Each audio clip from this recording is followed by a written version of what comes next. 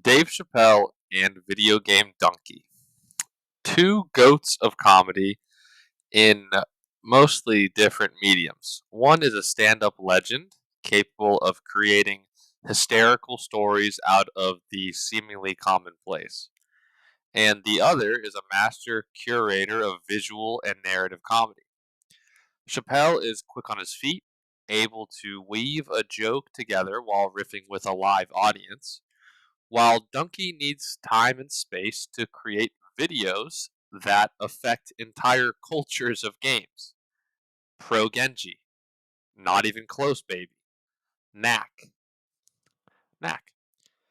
I don't know if you've seen Dunkey on the H3 podcast or in other scenarios, but it's not really his thing to riff the way it would be for a stand up comic. And while they are entirely different in their approach to comedy and using their mediums to produce their art, these two people do have a few glaring similarities that I wanted to highlight with this video. And I think it's something that connects them as greats of what they do, and that's integrity.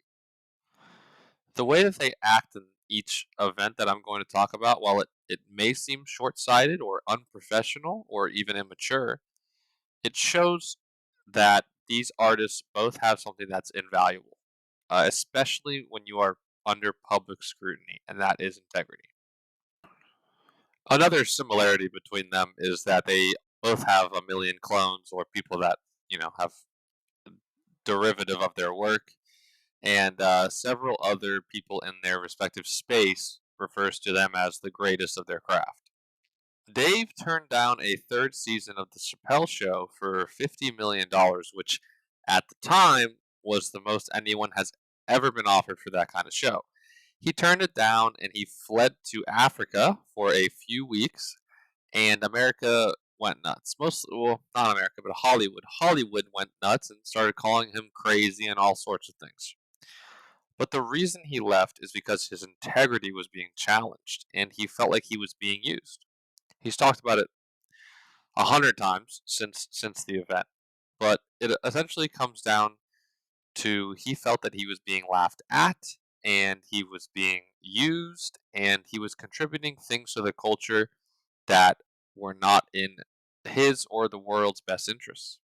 So he became morally conflicted, and he said that in the past that the money wasn't really the problem. I mean, obviously the $50 million was immense, but it doesn't matter if you feel like you're being used. He could have been offered 100 million or 200 million. I don't think it would have changed. Well, a billion probably. Well, I don't think it would have changed anything.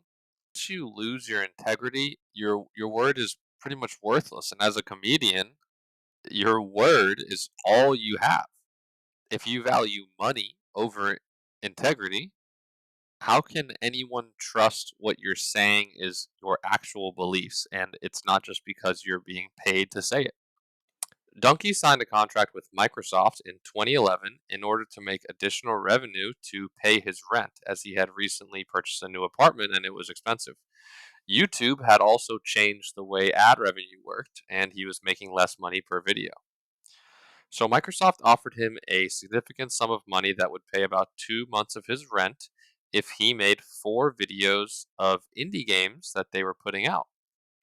They did not specify any guidelines for these videos. They told him to just do his thing.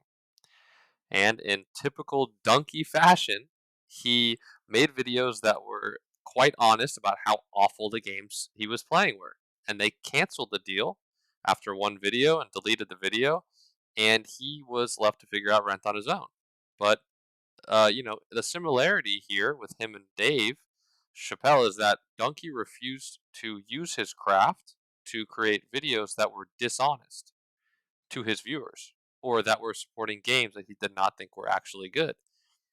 And even when paying his rent was dependent on that, he refused to just lie because he believes in his videos and he has integrity for those videos.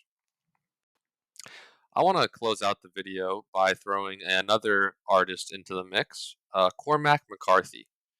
Cormac McCarthy was an author who passed away recently, and a lot of people consider him as the last great American author. I love his style of writing. It's very blunt. It's very honest. He doesn't pull any punches, and he doesn't tell you how to feel about what's happening in the book, which a lot of authors don't have. He also lived his entire life as a man of integrity when it came to his books and his writing. When he was poor and living on a dairy barn, he had offers for interviews about his books that would have paid him up to $2,000. And he would just tell them when they called that everything he had to say was there on the page. And he would eat beans that week. And that's integrity. Thanks for watching the video.